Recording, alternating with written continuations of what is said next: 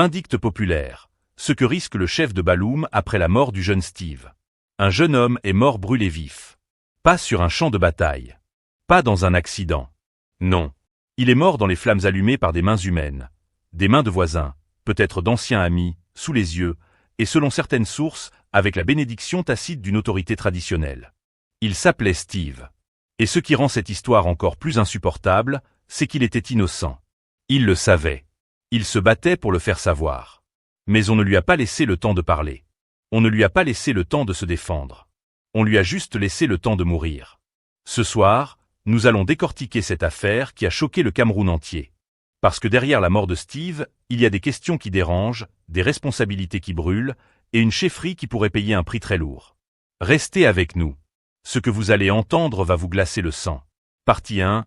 Contexte et faits. Qui était Steve? Et que s'est-il passé à Balloum?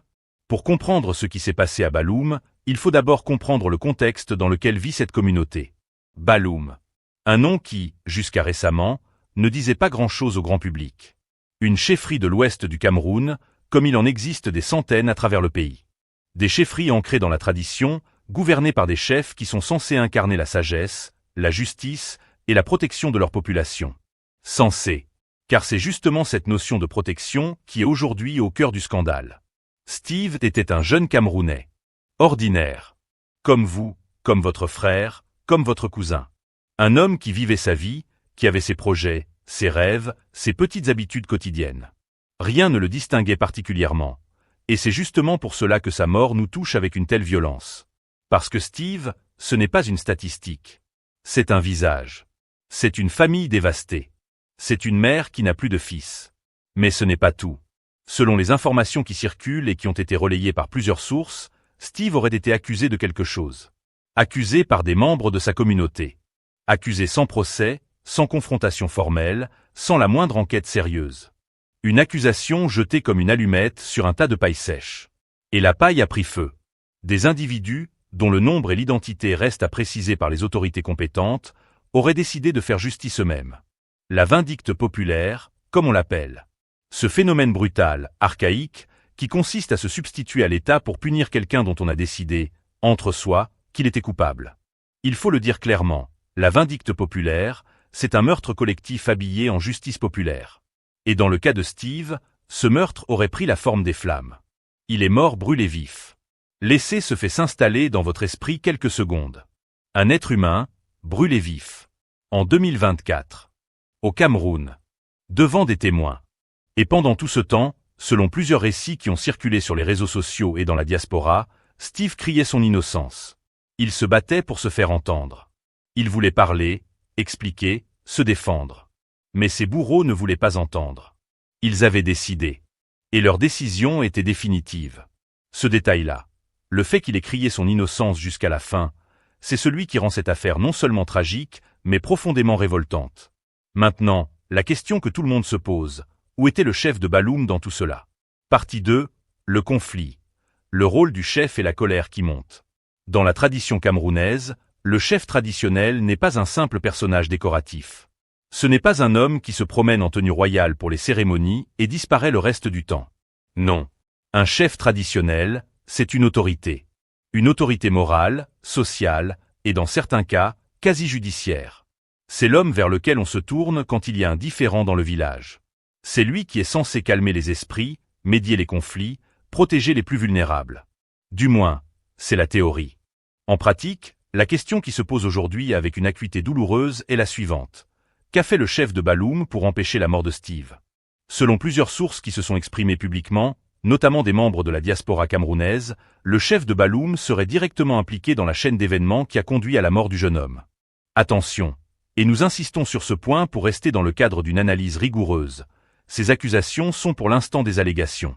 Des allégations sérieuses, relayées par de nombreuses voix, mais des allégations qui devront être vérifiées et tranchées par les autorités judiciaires compétentes. Mais voilà ce qui est troublant. Un chef traditionnel, en toute logique, devrait être le premier rempart contre ce genre de débordement. S'il y avait une accusation contre Steve dans sa communauté, c'est à lui qu'il revenait de cadrer la situation, d'imposer le calme, de dire « Personne ne touche à cet homme avant que la vérité soit établie ». Cette parole n'a apparemment pas été prononcée. Ou si elle l'a été, elle n'a pas été entendue. Ou pire. Et c'est là que l'affaire devient vraiment explosive, elle n'a peut-être jamais été dite. Et c'est là que la colère de la diaspora et du peuple camerounais explose. Un membre de la diaspora camerounaise, contacté par plusieurs médias, a été on ne peut plus direct dans ses propos. Il a utilisé un seul mot, qui résume la perception de nombreux observateurs, assassinat. Pas incident. Pas drame. Pas tragédie. Assassinat. Ce mot est important. Parce qu'il implique une intention. Il implique une préméditation. Il implique que quelqu'un, quelque part, a pris la décision que Steve devait mourir. Et que d'autres ont exécuté cette décision. Mais ce n'est pas tout. Ce même interlocuteur a réclamé des comptes. Il a demandé que tous ceux qui, de près ou de loin, ont participé à cet acte soient interpellés. Et en tête de liste, selon lui, le chef Balloum lui-même, et toutes les personnes qui ont initialement accusé Steve.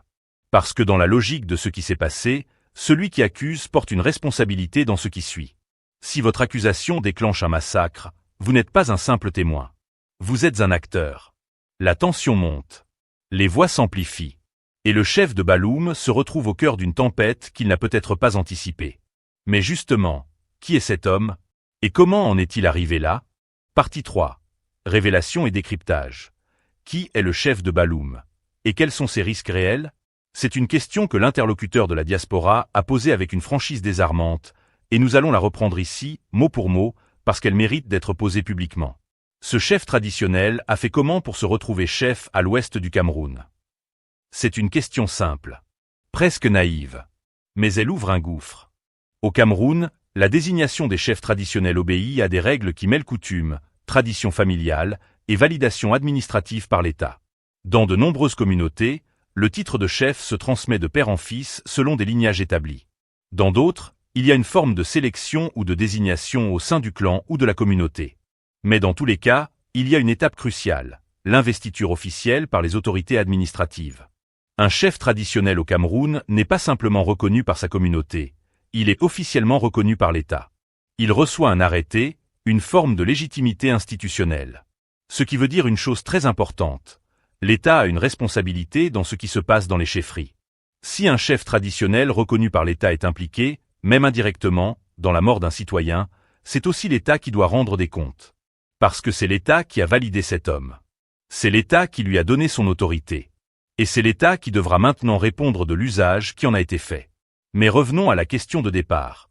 Quels ont été les critères pour nommer ce chef? Sa moralité a-t-elle été évaluée? Son rapport aux droits humains, à la justice, au respect de la vie humaine? Ces questions ne sont pas rhétoriques. Elles sont au cœur du problème structurel que révèle l'affaire de Balloum. Parce que si l'on nomme des chefs sans vérifier leur éthique, sans s'assurer qu'ils ont intégré les valeurs fondamentales de respect de la vie et des droits humains, alors on crée des bombes à retardement dans les communautés.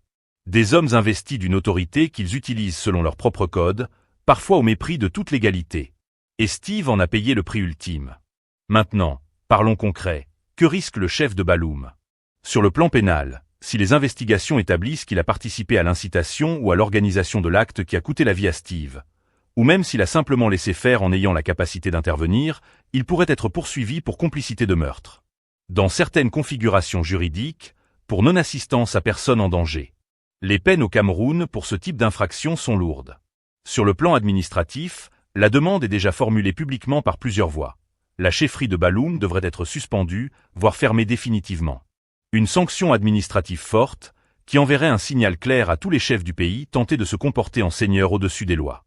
Sur le plan symbolique, et c'est peut-être le plus important dans une société où la réputation et l'honneur comptent énormément, le chef de Balloum est déjà jugé par l'opinion publique.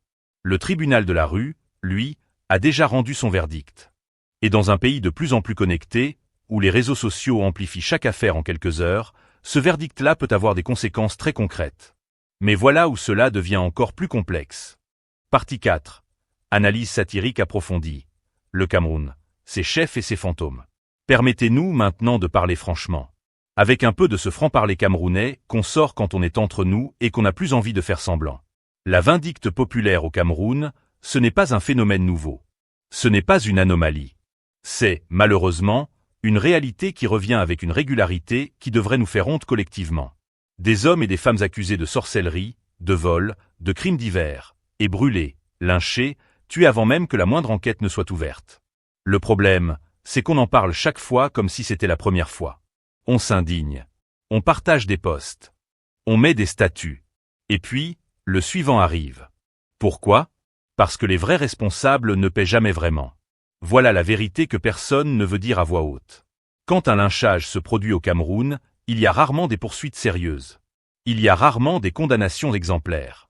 Il y a rarement un signal fort envoyé à la société. Celui qui tue un innocent paie. Et du coup, le cycle recommence. Maintenant, dans l'affaire de Balloum, il y a quelque chose de particulièrement symbolique et troublant, l'implication d'un chef traditionnel. Parce que le chef traditionnel, dans l'imaginaire camerounais, c'est le sage. C'est le père de la communauté. C'est l'homme qui connaît l'histoire, les ancêtres, les valeurs. C'est lui qui est censé dire « on ne fait pas ça chez nous ». Alors quand c'est justement ce personnage-là qui est au cœur du drame, que ce soit par action ou par inaction, c'est toute une conception de l'autorité traditionnelle qui vacille. Et là, permettez-nous une comparaison qui fera peut-être sourire, mais qui dit quelque chose de profond. Imaginez un gardien de sécurité qui, au lieu de protéger le bâtiment, ouvre lui-même la porte aux voleurs. Est-ce encore un gardien? Techniquement, il a le badge. Il a l'uniforme. Il a le titre. Mais dans les faits, c'est exactement la question que pose l'affaire de Balloum. Un chef qui ne protège pas, ou pire, qui participe à la destruction de ceux qu'il est censé protéger, peut-il encore être appelé chef? Certains diront, mais on ne sait pas encore exactement ce qui s'est passé. Et ils auront raison sur le plan judiciaire. L'enquête doit avoir lieu. La vérité doit être établie. C'est fondamental. Mais le débat de fond, lui, est déjà ouvert. Et il dépasse largement la personne du chef de Balloum. Il pose la question de la supervision des chefferies traditionnelles au Cameroun. Qui contrôle les chefs? Qui évalue leur action? Qui peut les sanctionner quand ils dérivent? Quel mécanisme existe pour protéger les citoyens contre les abus de ceux qui ont été investis d'une autorité traditionnelle? Ces questions-là, on les esquive depuis trop longtemps. Et pendant qu'on les esquive, des Steve continuent de mourir. Voilà une autre réalité qu'il faut nommer. Ce n'est pas la première fois qu'un cas de vindicte populaire implique, directement ou indirectement, une autorité locale. Ce n'est pas la première fois que des accusations non vérifiées déclenchent une violence meurtrière. Ce n'est pas la première fois qu'un innocent paie de sa vie la bêtise, la peur ou la malveillance de ceux qui l'entourent. Ce qui change, c'est Internet. Ce qui change, c'est la diaspora connectée, informée et furieuse. Ce qui change, c'est que ces affaires ne peuvent plus être étouffées dans le silence des collines de l'Ouest ou des quartiers périphériques de Douala et Yaoundé. Elles explosent. Elles se propagent. Elles forcent une conversation que le Cameroun officiel préférerait ne pas avoir. Et c'est peut-être là, dans cette tension entre le silence institutionnel et la rage populaire, que réside le seul espoir de changement. Mais soyons honnêtes jusqu'au bout, la rage populaire, sans relais judiciaire sérieux, ne change rien. On peut s'indigner 1000 fois sur les réseaux sociaux. Si au bout du compte, le chef de Balloum rentre chez lui et reprend ses activités comme si de rien n'était, alors Steve sera mort 2 fois. Une fois dans les flammes. Et une deuxième fois dans l'indifférence systémique. C'est pour cela que les demandes de la diaspora, interpellation, sanctions administratives, fermeture de la chefferie, procès équitable, ne sont pas de la surenchère émotionnelle. Ce sont des exigences légitimes de justice dans un état de droit. Et le Cameroun est, en théorie, un état de droit. En théorie. Permettez-nous maintenant une dernière réflexion, peut-être la plus importante. Conclusion. Steve aurait pu être vous. Il y a une phrase que l'interlocuteur de la diaspora a prononcée et qui mérite d'être répétée parce qu'elle résume tout. Steve aurait pu être un membre de votre famille. Ou même tout simplement vous. Voilà. C'est aussi simple que ça. Et c'est aussi bouleversant que ça. Demain matin, n'importe lequel d'entre nous pourrait se retrouver accusé de quelque chose. N'importe lequel d'entre nous pourrait être désigné par un voisin, un rival, un ennemi. N'importe lequel d'entre nous pourrait se retrouver face à une foule qui a décidé, entre elles, que vous étiez coupable.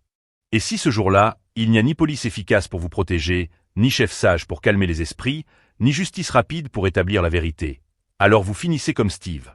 C'est pourquoi cette affaire nous concerne tous. Pas seulement les habitants de Balloum. Pas seulement les Camerounais de l'Ouest. Tous les Camerounais. Toute la diaspora.